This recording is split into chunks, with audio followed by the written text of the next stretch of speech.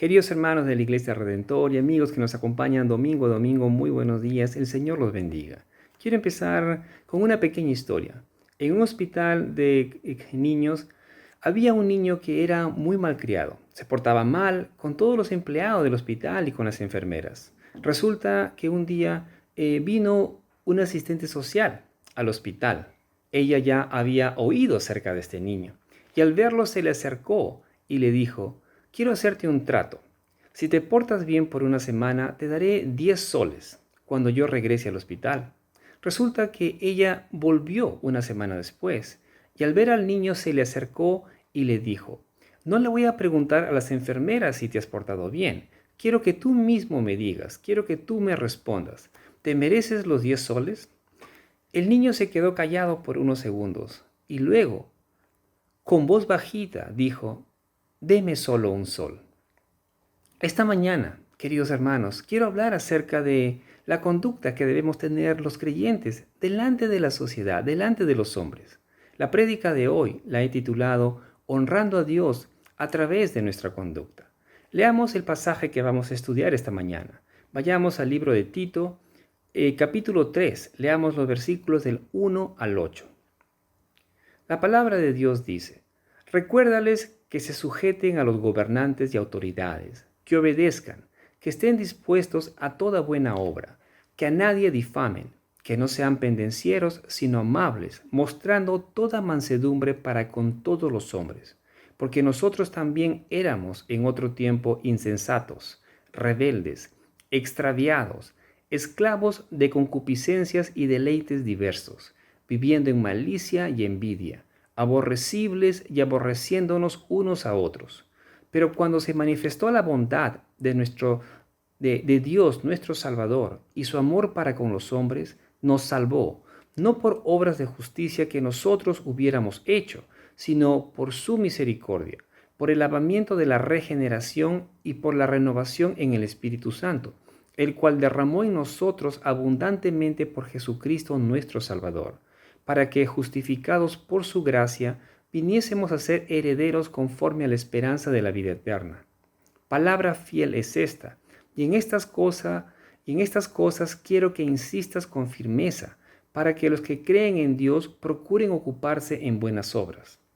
Estas cosas son buenas y útiles a los hombres. Oremos. Amado Padre, Dios Todopoderoso, Creador del cielo y de la tierra, te damos gracias, Señor, por este nuevo día de vida que nos das y por la oportunidad que tenemos, Señor, de poder estar juntos a través de este medio, Señor, escuchando tu santa y bendita palabra. Te pido, Señor, que seas tú dirigiéndonos en este tiempo, Señor, que seas tú hablándonos a nuestros corazones, que nos hables de manera personal a cada uno de nosotros, Señor. Abre nuestro entendimiento, bendito Padre. Te damos gracias por todo. Dejamos este tiempo en tus manos. En el nombre de Cristo Jesús te lo pedimos. Amén y amén. Tito era un joven de origen griego que llegó a los pies de Cristo a través del apóstol Pablo. Él fue uno de los hijos espirituales de Pablo. Tito ayudó al apóstol en distintas situaciones críticas en el que Pablo se encontraba. Él acompañó a Pablo y a Bernabé en su viaje a Jerusalén y formó parte de la delegación de la iglesia de Antioquía, que fue el primer concilio de la iglesia en Jerusalén. Hechos capítulo 15, versículo 2. Además, Tito sirvió como representante de Pablo en la iglesia de Corinto. Sabemos que la iglesia de Corinto era una iglesia que tenía muchos problemas y donde también se habían dado divisiones. Bueno, Tito fue quien ayudó a Pablo para poder solucionar los distintos conflictos que se daban en esta iglesia. Tito fue uno de los colaboradores más confiables del apóstol Pablo, y es por eso que Pablo lo lleva a la isla de Creta y lo deja allí para que corrija algunos asuntos que Pablo no había podido terminar por el corto tiempo que él estuvo en Creta. El tema principal de esta carta tiene que ver con las instrucciones que Pablo le da a Tito para que corrigiese las cosas que no estaban bien. dentro de la iglesia y para que estableciese ancianos en cada ciudad donde se había levantado donde se habían levantado iglesias locales. La iglesia en el tiempo apostólico, en el tiempo del apóstol Pablo, y no solamente hablo de la iglesia de Creta, sino de las iglesias que estaban en las distintas regiones de Asia Menor y en otros lugares. Las iglesias se enfrentaban dos problemas principales. El primero era la necesidad de formar líderes, líderes de que pudiesen dirigir las iglesias. La mayoría de los creyentes en estas regiones provenían del paganismo y muchos de ellos eran nuevos convertidos.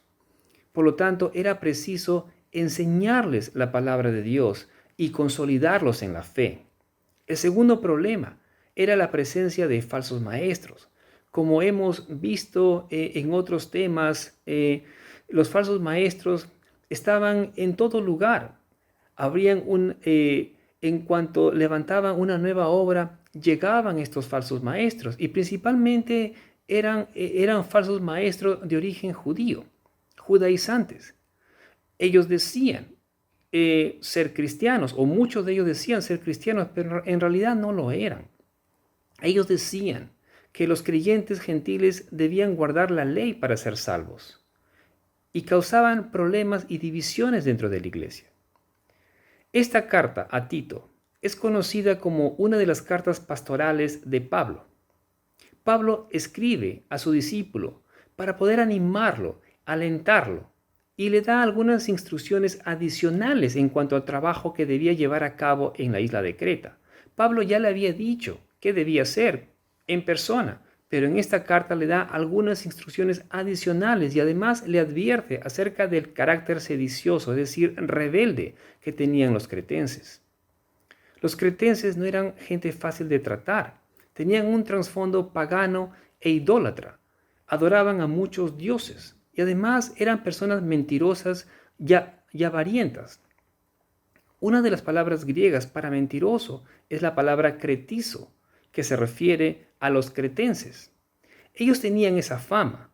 Incluso uno de sus profetas dijo acerca de ellos mismos: los cretenses son siempre mentirosos, malas bestias, glotones ociosos. Aunque algunos de ellos se habían convertido a Cristo, no habían dejado sus malas costumbres. Tenían su propia manera de pensar y mezclaban los principios cristianos que Pablo les había enseñado con las costumbres que ellos tenían y hacían cosas malas y daban mal testimonio ante los incrédulos que vivían en la isla. Y esas eran algunas de las cosas que Tito tenía que confrontar y corregir. Pablo sabía que la labor que le estaba encomendando a Tito no era fácil, pero confiaba que Tito podía hacer un buen trabajo. Los cretenses eran expertos navegantes y eso hizo que la isla se convirtiese en un gran centro comercial y era un lugar muy atractivo para gente de otros países que venían para hacer comercio a la isla de Creta. Pablo, en uno de sus viajes misioneros, vio que Creta era un lugar, un buen lugar para poder establecer iglesias y de allí poder llevar el evangelio a otros lugares. Y es por eso es que él hace eso. Levanta iglesias, pero ahora tenía que poner en orden varias cosas. Y por eso es que envía a Tito, para que les enseñe cómo debían de vivir ahora que eran cristianos. Y además le dice a Tito de que les enseñe o les advierta de que tengan cuidado con los falsos maestros. En el capítulo 3, en el versículo 1, Pablo le dice a Tito: recuérdales que se sujeten a los gobernantes y autoridades, que obedezcan, que estén dispuestos a toda buena obra. Pablo, conociendo el carácter intratable de los cretenses, es que le dice a Tito que le recuerde de que debían sujetarse, que debían ser obedientes a las autoridades constituidas. La obediencia a las autoridades es un deber cristiano. Los cristianos debemos someternos a las autoridades. Sin embargo, en casos cuando la ley civil contradice los mandamientos de Dios, el creyente no está obligado a obedecer esa ley. Les doy un ejemplo. Cuando Pedro y Juan fueron llevados al concilio y los líderes judíos religiosos los amenazaron y prohibieron que hablasen en el nombre del Señor Jesús, ellos le dijeron que no podían hacer eso. Leamos Hechos, capítulo 4, versículos del 18 al 20. Cuando los llamaron, les ordenaron no hablar ni enseñar en el nombre de Jesús. Mas respondiendo Pedro y Juan les dijeron: vosotros mismos juzgad si es justo delante de Dios obedecer a vosotros antes que a Dios, porque nosotros no podemos dejar de decir lo que hemos visto y oído. Hechos 5:29 dice lo siguiente: mas respondiendo Pedro y los apóstoles dijeron: debemos obedecer a Dios antes que a los hombres. Por la naturaleza rebelde de los cretenses, se les hacía muy difícil someterse a las autoridades y respetarlas. Aún siendo cristianos algunos de ellos, a veces nosotros podemos olvidarnos que la sumisión a las autoridades existentes es un principio cristiano. Y no solo me refiero a los gobernantes, sino a toda autoridad. Digamos que tú estás en la escuela o estás en algún instituto o universidad y tienes maestros. Tú tienes que obedecer a tus maestros, tienes que respetarlos. Ahora, si tú tienes un trabajo, tú tienes que respetar a tus jefes. Y así, en el lugar donde tú estés, si hay una autoridad, tú debes de sujetarte, tú tienes que respetar a la autoridad que hay allí.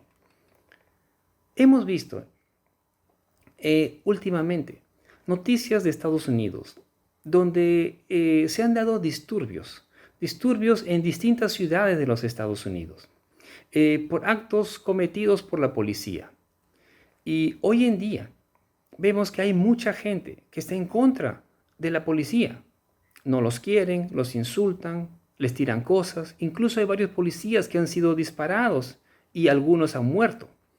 Si bien es cierto que pueden haber algunos policías malos, pero la gran mayoría de ellos son buenos, como en toda profesión. El simple hecho que los policías porten un uniforme les da autoridad y uno debe obedecerles si nos dan una orden.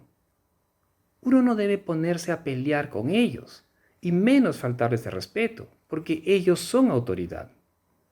La Biblia enseña que toda autoridad es puesta por Dios. Romanos capítulo 13, versículo 1 dice: sométase toda persona a las autoridades que gobiernan, porque no hay autoridad sino de Dios, y las que existen por Dios son constituidas. El derecho a gobernar procede de Dios. Si bien es cierto que hay gobernantes y autoridades que no hacen lo debido, que no hacen lo correcto, pero eso no nos da derecho de levantar nuestras manos contra ellos.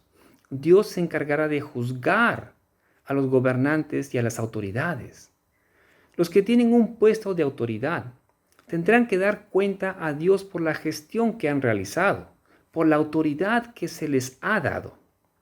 Jesús mismo se sometió a las leyes de su tiempo, enseñándonos que nosotros también debemos hacer lo mismo.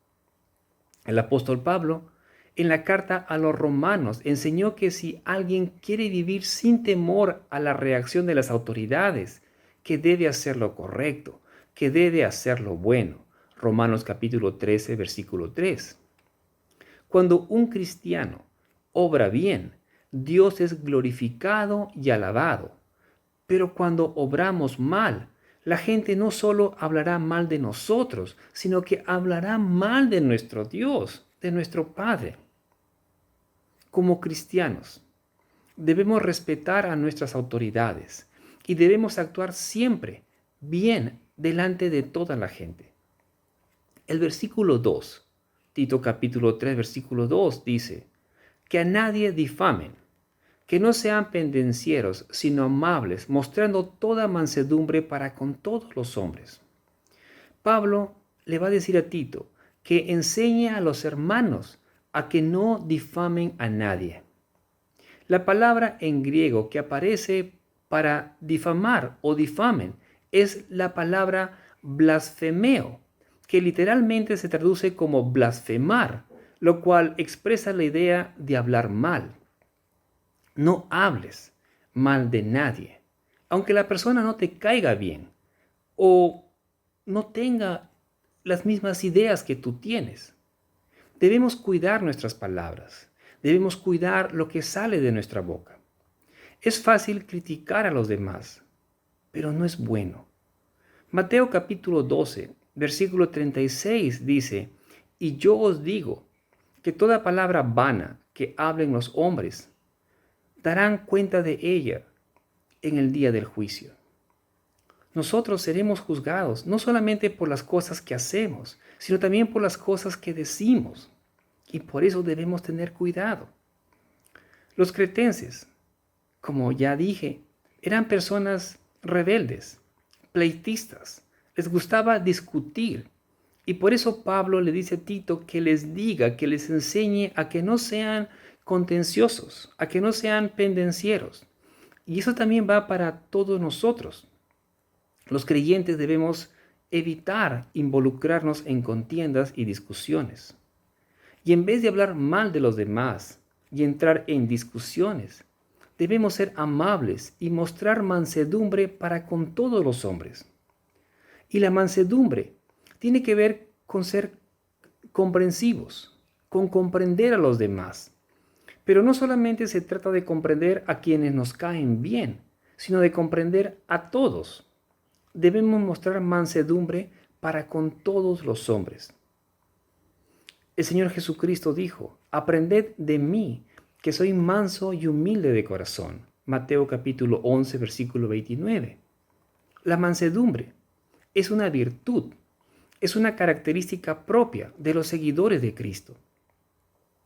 El versículo 3 dice, porque nosotros también éramos en otro tiempo.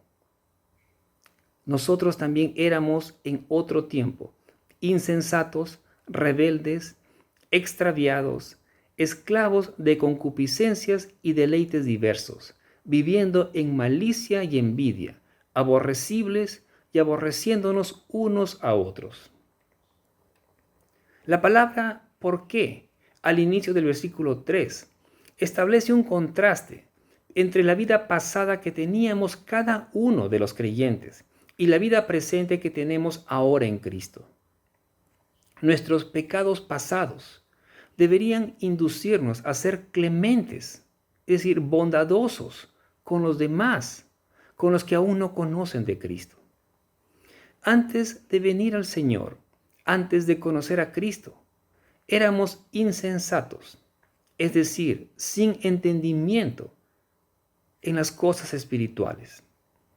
Nuestra mente estaba entenebrecida, oscura, sin luz, y esa insensatez hacía que fuésemos rebeldes, rebeldes contra Dios y contra sus mandatos, contra su palabra.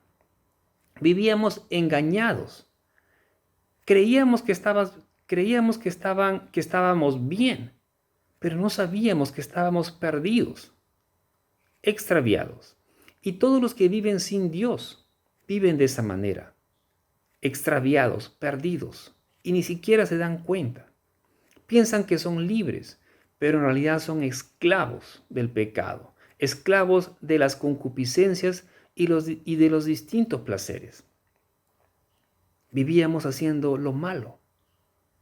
Éramos envidiosos y aborrecibles, es decir, odiosos, antipáticos. Y eso hacía que no podamos estar bien con los demás. Dice Pablo que vivíamos odiándonos unos a otros. Así éramos antes de venir a Cristo. Y por eso los cristianos no podemos orgullecernos y despreciar a los que no son cristianos, a los que no son creyentes. Debemos entender que nosotros también éramos así en otro tiempo. Éramos como ellos. Y si somos salvos, es por la bondad y el amor de Dios, no por nuestros propios méritos. Por la gracia y el amor de Cristo es que fuimos lavados, salvados y justificados de aquella repugnante vida que teníamos antes. Los versículos 5 y 6 dicen: Él nos salvó, no por obras de justicia que nosotros hubiéramos hecho, sino conforme a su misericordia, por medio del lavamiento de la regeneración y la renovación por el Espíritu Santo, que Él derramó sobre nosotros abundantemente por medio de Jesucristo nuestro Salvador. El apóstol Pablo aquí dice claramente que no fueron nuestras obras de justicia las que propiciaron la acción salvadora de Dios, sino su misericordia. En 2 de Timoteo, capítulo 1, versículo 9, vemos que Dios fue quien nos llamó. Dios fue quien nos salvó. El versículo 9 dice: quien nos ha salvado y nos ha llamado con un llamamiento santo, no según nuestras obras, sino según su propósito y según la gracia que nos fue dada en Cristo Jesús desde la eternidad. Por las obras de la ley, ningún hombre puede ser justificado. Dios nos salvó conforme a su misericordia. La salvación no es el resultado de obras o esfuerzos humanos, sino de la gracia y bondad de Dios. Ser regenerado significa nacer de nuevo, y ser justificado significa ser declarado justo delante de Dios. En otras palabras, al ser justificados, quedamos totalmente libres de cualquier condenación por causa del pecado. Somos justificados por la gracia de Dios al creer en Cristo, al creer en Él por la fe, al creer en lo que Él hizo por nosotros en la cruz del Calvario. El propósito que Dios tenía en salvarnos por su gracia era para que podamos ser herederos de la esperanza de la vida eterna. Esa herencia eterna es la que nos llena completamente de esperanza. Y esa esperanza nos debe llevar a cada uno de nosotros, a los creyentes, a practicar la santidad y la mansedumbre para con los demás. Y esta lección era especialmente necesaria para los cretenses. El versículo 8 dice: palabra fiel es esta, y en estas cosas quiero que insistas con firmeza, le dice Pablo a Tito, para que los que creen en Dios procuren ocuparse en buenas obras. Estas cosas son buenas y útiles a los hombres. La frase buenas obras es utilizada 7 veces por el apóstol Pablo en esta carta. Esta carta solamente contiene 3 capítulos, no es una carta larga, pero vemos que Pablo repite esta frase buenas obras. Lo vemos en el capítulo 1, en el versículo 16, y en el capítulo 2 lo vemos en los versículos 7 y 14. En el capítulo 3 lo encontramos en el versículo 1, en el versículo 8 y en el versículo 14. Ya hemos visto que no somos salvos por las obras que hacemos, pero las obras son importantes, ya que ponen de manifiesto quiénes somos. Recuerden que Pablo aquí está hablando a los cretenses, gente difícil, gente rebelde, que le costaba someterse a las autoridades y que continuamente seguían o practicaban sus costumbres, que hacían malas obras. Pero ahora, muchos de ellos se habían convertido al Señor, eran creyentes, y por lo tanto debían de dejar de hacer esas cosas. Y debían, en vez de hacer malas cosas, debían ocuparse en hacer buenas cosas, buenas obras, ya que eso mostraría su verdadero arrepentimiento y su conversión al Señor. Una persona, tú, yo, podemos honrar a Dios por nuestro comportamiento, por lo que hacemos, por el trato que tenemos con los demás. Pero también podemos deshonrar a Dios por nuestro comportamiento, por las cosas que hacemos, por las cosas que decimos, por cómo tratamos a los demás. Las buenas obras que realizamos expresan la realidad del nuevo nacimiento, de la nueva vida que hemos alcanzado en Cristo.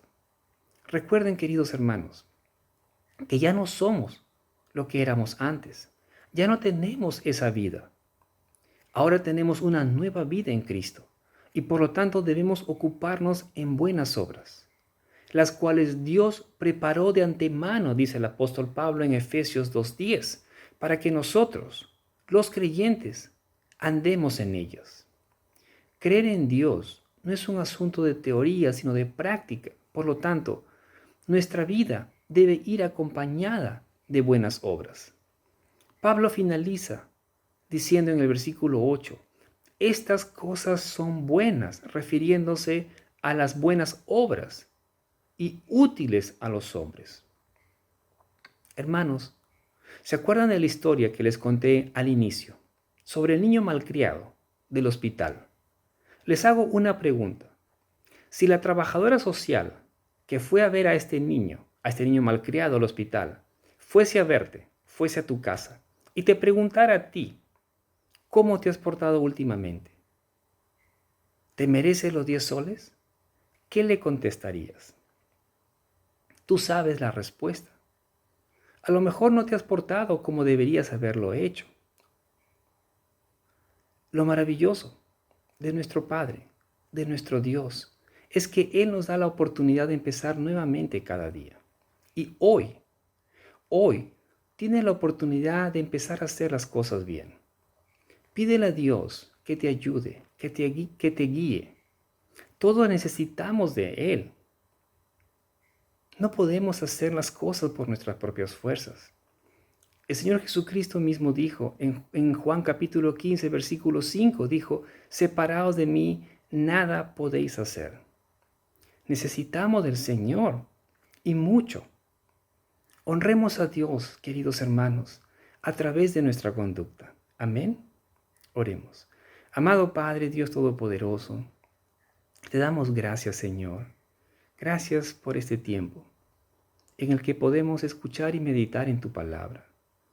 Amado Señor, queremos poder honrarte, Señor, a través de todo lo que hacemos, a través de nuestra conducta, Señor, a través de nuestras palabras, a través de nuestro trato hacia los demás.